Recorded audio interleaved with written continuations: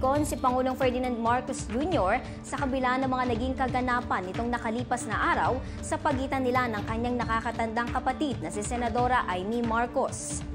Sinabi ni Palace Press Officer Attorney Claire Castro na nasa panig ng presidente hindi niya masabi kung nagkaroon ng lamat ang relasyon ng magkapatid.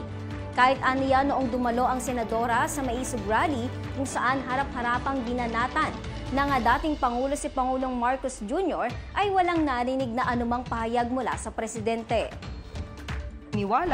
Sa paniniwala ng alyansa, mas maganda po siguro talaga na siya ay umalis dahil kung di niya pa paniniwalaan ang mga programa ng alyansa, hindi po talaga magkakaroon ng magandang relationship. Pero lahat pong ito ay ipapaubaya natin sa campaign manager na si Congressman Toby Chanco. Matatanda ang kinwestiyon ng senadora sa pamamagitan ng hearing sa Senado ang proseso ng pag-aresto kay dating Pangulong Rodrigo Duterte at kumalas na rin ito sa alyansa ng pagbabago na alyansa ng Administrasyon Party para sa darating na eleksyon sa Mayo. Reaksyon naman ng senadora sa opinyon sa kanya ng palasyo.